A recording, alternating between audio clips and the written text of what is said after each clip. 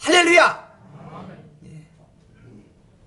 우리가요, 이 내년 5월이면은 가정의 달, 금년에는 성경에 나타난 가정을 계속 추적했습니다. 또 2년 후에도 그럴 거예요. 내년에는 이제 가정론 이론적으로 보고요. 오늘은요, 마지막으로 5번째 야베스의 가정을 우리가 좀 보려고 합니다.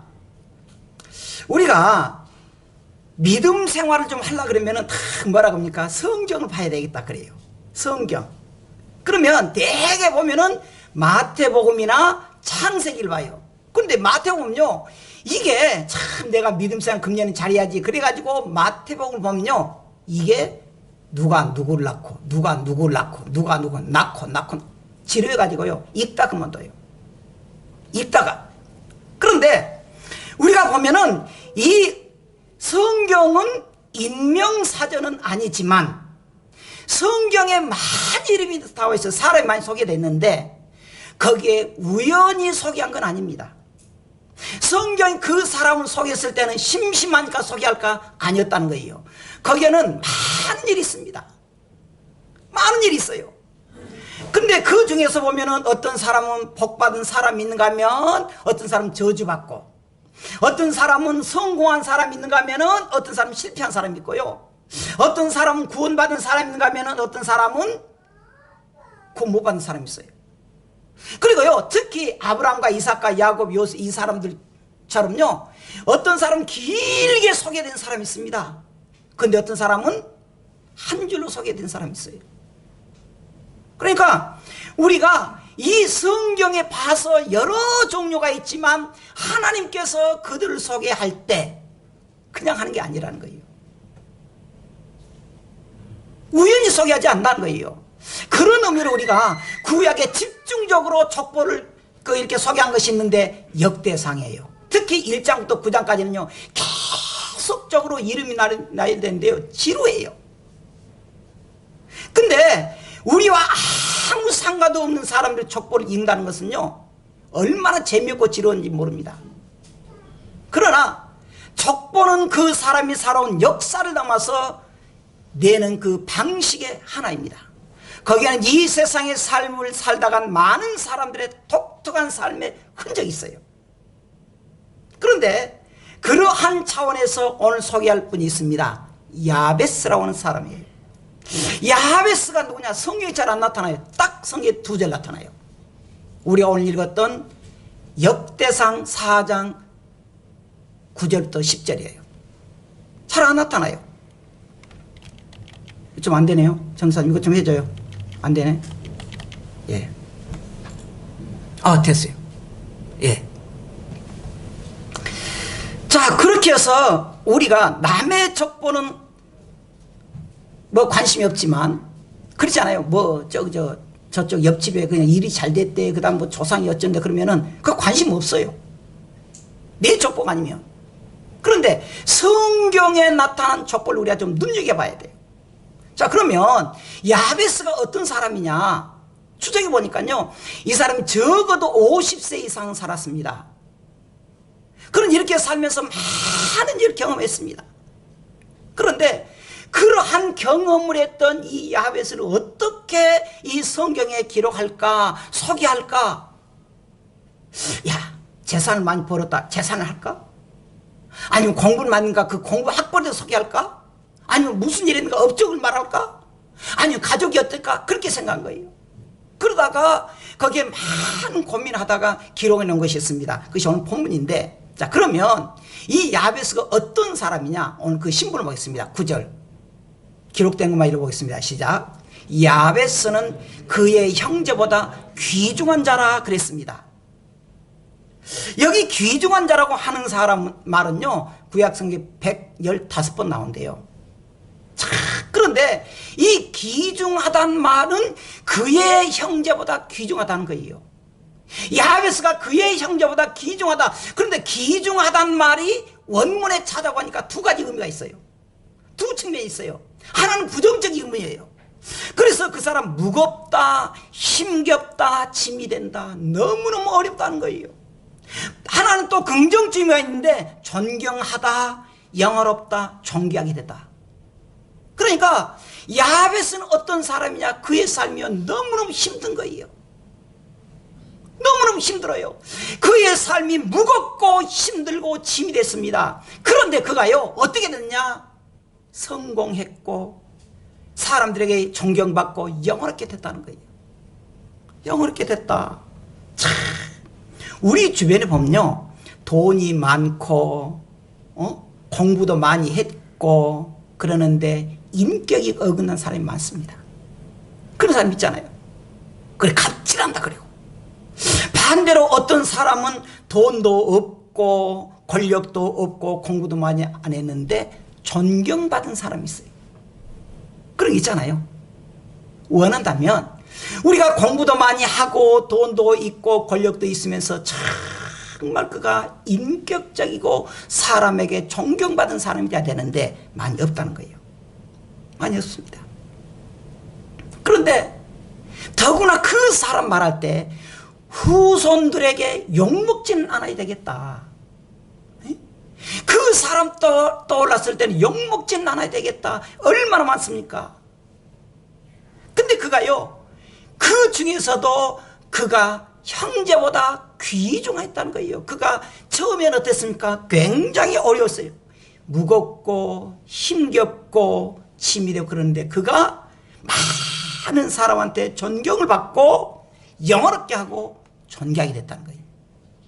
존경하게 됐다는 거예요. 자, 그러면 그가 어떤 가정에서 태어났느냐, 9절 계속 읽어보겠습니다. 자, 다시 한번 9절 읽어보겠습니다. 시작. 야베스는 그의 형제보다 귀중한 자라. 그의 어머니가 이름하여 야베스라 하였으니 이는 내가 수고로이 낳았다 함이더라. 자, 이 본문에 보면 야베스가 어떻게 고생을 했고 사업을 했고 생활을 살았고 말이 없어요. 그런데 단지 뭐라 하냐면은 그가 태어날 때 어머니가 이름을 지었다는 거예요. 우리가 여기서 두 가지를 좀 볼 수가 있습니다. 하나는요, 여러분, 우리가 보통 아이를 낳으면 어쩝니까? 아버지나 할아버지가 이름을 지어요. 그렇잖아요. 뭐 요즘에야 조금 안 그러지만 옛날은 더 그랬습니다. 옛날은 이 보수주의 때는요, 특히 성경이 더 그래요. 성경은 여자 존재가 잘 인정을 안 해요. 그렇기 때문에 아이를 낳으면은 아버지가 되게 이름을 짓습니다. 아버지가 좀 어리면 그의 아버지, 얘기로 말하면 할아버지에게 말해요. 아버님, 제가 아들 낳습니다. 어떻게 질까요? 그렇게도 물어봐요. 그런데 여기 보면 본문에 야베스가 낳으면서 그의 가족이 소개가 없어요. 두 절문에서 소개가 없어요. 그리고 그의 어머니가 이름을 지었다고 하는 말은 아버지와 할아버지가 없다는 거예요. 그때 당시에 가족이 온전한 가족이 아니고 너무너무 힘든 가족이었습니다. 여자가 아이를 낳고 생활하고 가족 이끌어간다는 것은 너무너무 어려운 시절이에요. 어려운 시절. 그것도 여러분 또 하나 볼 수가 있는데, 그래서 그 어머니가 나면서 뭐라 그랬습니까? 이름을 야베스라고 하는데, 야베스의 이름 뜻이 뭡니까? 내가 수고로이 낳았다, 그렇게 하는 거예요. 여러분, 우리가 보통 이름을 애기들 질 때 어떻게 집니까? 고생한 놈 그렇게 집니까? 저주받을 놈 그렇게 지어요? 아닙니다. 축복이라고 지어요. 성복이라고 지어요. 은혜라고 지어요. 사랑이라고 지어요. 덕자도 좋지, 덕자로 지어요. 그렇게 좋은 이름을 지어요. 그렇잖아요. 그런데 어머니가 이 아이를 낳으면서 뭐라 합니까? 내가 수고로이 낳았다, 그 말이 뭡니까? 그 상황이 기가 막힌 어려움이었다는 사실이에요. 여러분 보세요. 그때 당시에 아버지도 없이 엄마가 혼자 아이를 낳고 뭐라 했습니까? 수고로이 낳았다는 거예요. 원문에 보면 또 이렇게도 말하고 있습니다. 너가 어려운 중에서 내가 수고로이 낳았다, 그렇게 말해요. 얼마나 그 상황이 어려웠냐 그 말이에요. 참 힘들었습니다. 여러분, 구약에 보면 또 한 사람이 나옵니다. 아브라함과 이삭과 야곱. 그 야곱이 에서 같이 쌍둥이했잖아요. 그런데 야곱이 정말 사랑하는 아내가 있었습니다. 라헬이에요. 라헬이 마지막 아이를 낳고 죽습니다. 아이를 낳고 죽어요. 그러면서 이름 뭐라 하냐, 베논이 그렇게 말했습니다. 베논이라고 하는 말이 무슨 말입니까? 고통의 아들, 그 뜻이에요. 고통의 아들. 여러분, 그 어머니 올 때 너는 얼마나 어미 없이 자란 것이 고통스럽다는 거예요. 후에 그 이름이 안 좋다 그래가지고 베냐민이라고 이름을 바꿨습니다. 고통스럽다. 우리로 말하자면 우리나라에 김이박 성씨가 많잖아요. 김고통, 김이, 이씨, 이고난, 박씨가 그 다음이지, 박진통, 아마 그런 뜻이에요. 그러니 이 야베스가 어떤 환경인가 우리가 알잖아요. 참, 그러한 고통 중에 여러분, 지금도 이 어머니 없이 아기를 낳는다고 생각해봐요. 어렵습니다. 근데 그때 당시에는요, 구약시대는요, 말할 것도 없어요. 그러니 어머니가 아이를 낳으면서 이 장례를 보니 얼마나 마음이 아프겠어요. 그래서 너는 수고롭게 자랐구나, 그런 거예요. 근데 여러분, 그것으로 끝났으면 여기 왜 소개했겠습니까? 그가 어떻게 살았느냐, 10절이에요. 자, 한번 읽어보겠습니다. 10절 시작. 야베스가 이스라엘 하나님께 아뢰어 이르되, 그만. 여기 아뢰어 이르되라고 하는 말이 무슨 말이냐? 기도했다는 말이에요.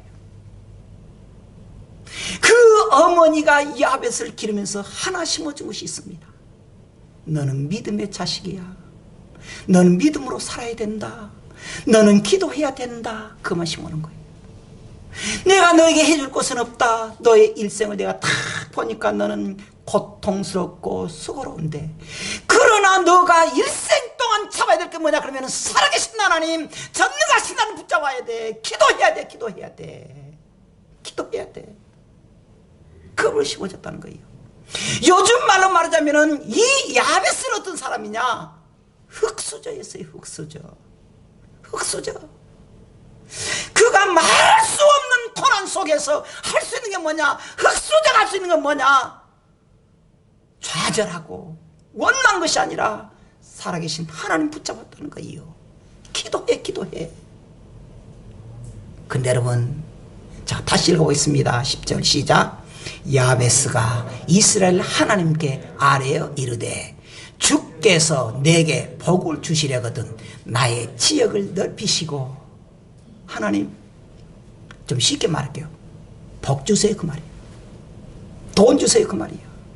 가난하게 못 살겠습니다, 그 말이에요. 참, 여러분, 그가 어떻게 해야 이 세상을 실패한 줄 알았습니다.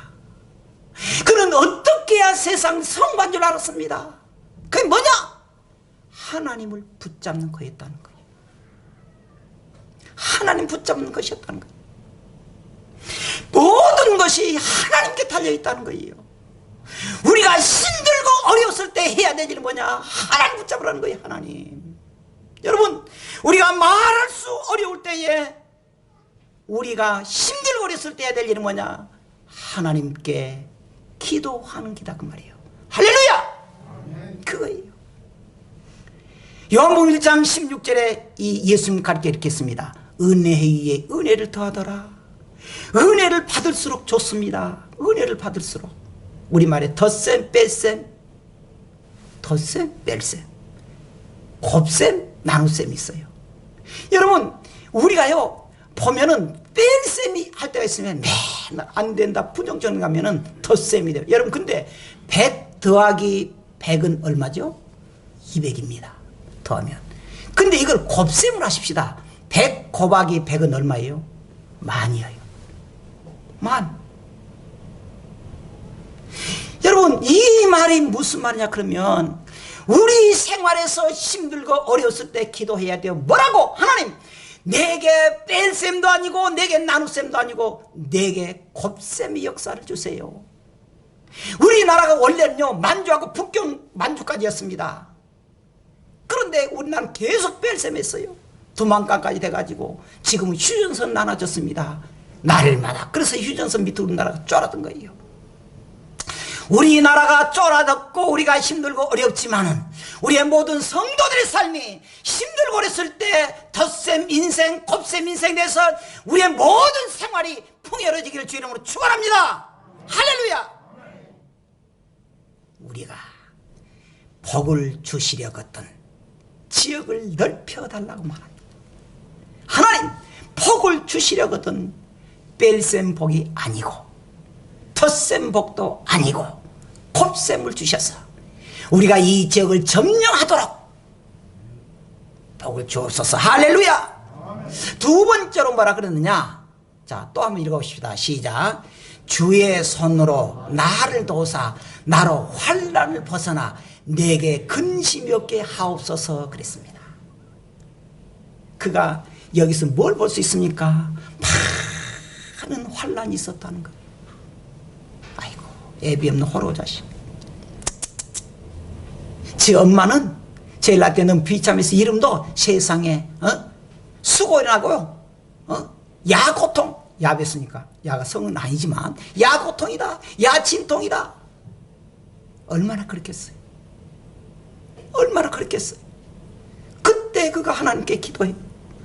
주의 손으로 나를 도와주세요. 나를 도와주세요. 그래서 나로 환난에서 벗어나 내게 근심이 없게 하옵소서. 여러분 우리가 그것을 생각해 보십시오. 얼마나 힘들겠는가.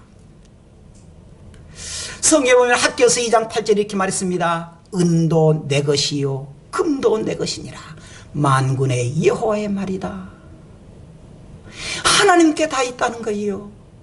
우리가 힘들고 어렸을 때 해야 될 일은 뭐냐? 하나님께 기도하자는 거예요. 내가 모든 문제를 가지고 있다 그렇게 말하고 있습니다. 말하고 있어요. 요한복음 15장 4절에 예수님께서 그랬습니다. 너희는 포도나무다. 가지다. 난 포도나무다. 붙어 있으라. 주님께 붙어 있어라.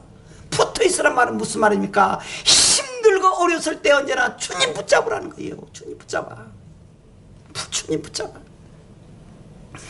여러분 세계적인 설교가 있었는데 찰스 스윈들 목사입니다. 그가 다시 웃자는 말이 이렇게 말했습니다. 기쁨을 빼앗은 것이 두 개다. 첫째 근심, 둘째 스트레스, 셋째 두려움. 두려움도요 그냥 두려움 공포증만 해. 뭐 고소 공포증이 있다든지 뭐 그런 것도 있어요.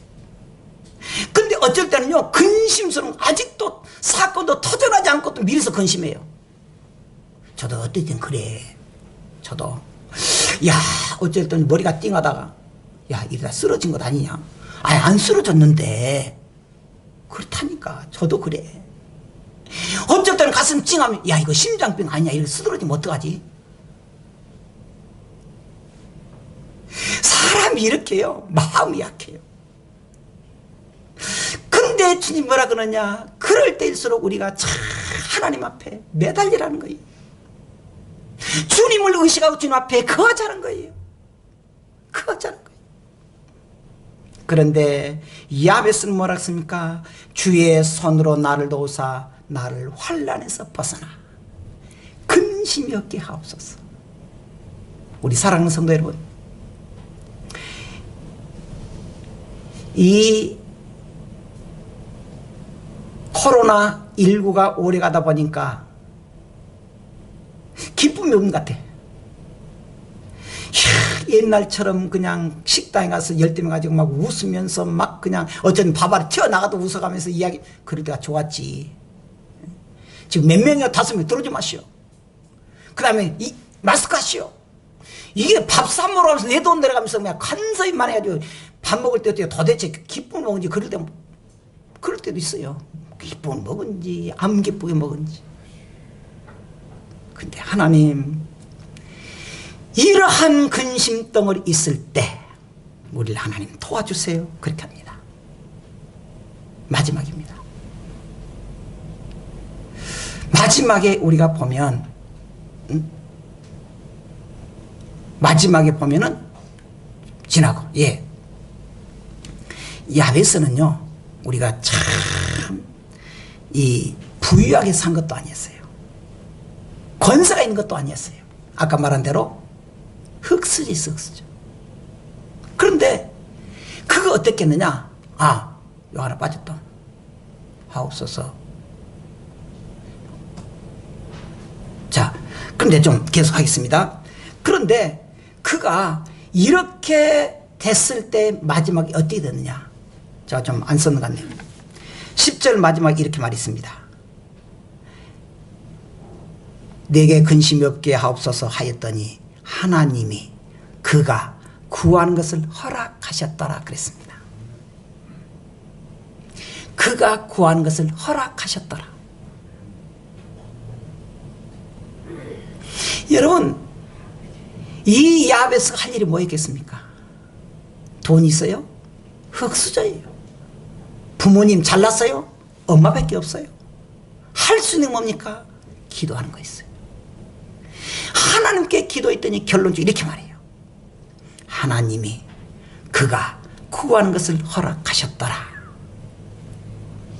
우리 말로 하면은 드라마로 만들면 해피엔딩, 해피엔딩, 해피엔딩, 행복하게 끝나는 거예요. 우리가 이 시간부터 좀 바꿔야 됩니다. 인생이 더럽다고 말하지 마세요. 기도 안 한 것을 회개하세요. 힘들고 어렵다고 것을 여러분 낙심하지 마세요. 살아계신 하나님께 우리가 기도해야 됩니다. 기도해야 돼. 제가 사진 하나 소개해 드릴게요. 사진 하나. 이 사람 혹시 아세요? 이지선이라는 여자입니다. 근데 이 사람이요, 이렇게 원래 생긴, 똑 저 보니까 좀 미안한 말인데, 괴물처럼 생겼어요. 근데, 이 여자였습니다. 이화여자대학교, 2000년도 이화여자대학교 유아교육과 4학년 학생이었어요. 너무너무 예뻐요. 그런데, 그 오빠와 같이 여름에 7월달에 이렇게 딱 오빠 같이 가다가 음주운전 트럭에 치여서 얼굴이 망가져요. 54% 몸이 3도 화상 입고요. 괴물덩어리 된 거예요. 그래서 이렇게 예뻤던 사람이 이렇게 변해버린 거예요. 그러자 온 가족이 어떻겠습니까? 하나님께 매달리기 시작해요. 믿음이 좋아요. 물론 찬양대도 했고 이지선의 찬양대도 했어요. 얼마나 수술하고 하고 일본 가서 11번까지 가서 그 수술하고 세계적으로 다니다 그랬는데 힘들어요. 가족들이 하나님께 날마다 매달리기 시작했습니다. 그리고 이 정도로 했어요. 미국에서 공부했습니다. 지금 한동대학교 교수로 했어요. 기자가 물어봤습니다. 이 교수님, 기왕에 당신 이렇게 얼굴 예쁜 거 뺏어가려면은 이렇게 얼굴이 이렇게 됐는데 신이 원망스럽지 않아요? 그러니까 하는 말이 아닙니다. 하나님이 내게 20년 동안 아름다운 얼굴을 줬습니다. 이제 새로운 사명이 있습니다. 저는 그걸 믿습니다. 그렇게 한 거예요. 믿습니다. 오늘도 우리가 힘들고 어려웠다 그랬을 때 언제나 믿음 없는 사람은 원망이 쉬워요. 믿음 있는 사람은 그 주의 뜻인 줄 알고 기도해요. 할렐루야! 예레미야서 33장 3절 우리가 잘 아는 거 한번 읽어보십시다. 시작. 너는 내게 부르짖으라. 내가 내게 응답하겠고 내가 알지 못하는 크고 비밀한 일을 내게 보이리라 그랬습니다. 우리도 야베스처럼 어려운 형편에 있는가 생각하십시다. 주님 우리에게 말합니다. 너의 길을 여호와께 맡기라. 너의 짐을 여호와께 맡겨버리라. 맡기란 말이 무슨 말입니까?